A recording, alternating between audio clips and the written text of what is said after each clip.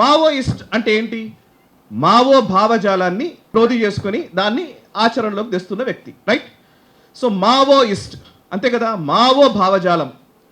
ఇప్పుడు వీళ్ళు ఏం చెప్తున్నారు? పర్యావరణాన్ని పరిరక్షించే అడవి బిడ్డలు అంటున్నారు, రైట్? పర్యావరణాన్ని, అడవిని, లేకపోతే ఫారెస్ట్ని, వీటన్నిటిని కాపాడడం కోసం చేస్తున్నారు అంటున్నారు. నిజానికి ఒకసారి నేను వెనక్కి వెళ్ళి ఒకసారి రీసెర్చ్ చేద్దామని, అసలు మావో ఏం చేశాడు పర్యావరణం విషయంలో, లెట్స్ సీ అనుకున్నాను. మావో జెడాంగ్ తను చైనాలో సింగిల్ పార్టీ వ్యవస్థ, కమ్యూనిస్ట్ పార్టీ వ్యవస్థ ఏర్పడిన తర్వాత మావో జెడాంగ్ నేతృత్వంలో 1958 నుంచి 62 మధ్య, మిత్రులారా ప్లీజ్ నోట్ ఇట్ డౌన్, నిజంగా చెప్తున్నాను, ఇది చాలా ఇంపార్టెంట్, ఈ నేరేటివ్ బయటకు వెళ్ళాలి.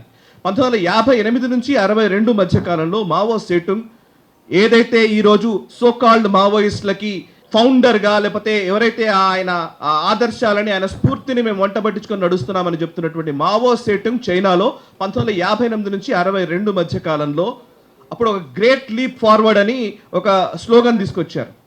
అంటే ఒక దుంకుతో మనం గొప్ప దేశంగా ఎదగాలి అని. ఆ గ్రేట్ లీప్ ఫార్వర్డ్లో భాగంగా ఆయన తీసుకొచ్చిన వాటిల్లో మొట్టమొదటి అంశం ఏంటి తెలుసా? డీఫారెస్టేషన్, అంటే అడవుల్ని నరికేయడం. అది పాలసీగా పెట్టుకున్న అంశం మావో జెడాంగ్. అసలు అడవులు ఉండకుండా డీఫారెస్టేషన్, మీరు గూగుల్ చేస్తే దొరుకుతుంది. ప్రతి దానికి ఆధారాలతోనే మాట్లాడతాను, ఆధారం లేకుండా మాట్లాడను. డీఫారెస్టేషన్ అనేది మొట్టమొదటి పాలసీ మావో జెడాంగ్ తీసుకున్న దాంట్లో, గ్రేట్ లీప్ ఫార్వర్డ్లో. ఇండస్ట్రియలైజేషన్ చేయాలి, అగ్రికల్చర్ ల్యాండ్ మొత్తం తీసుకోవాలి అని చెప్పేసి.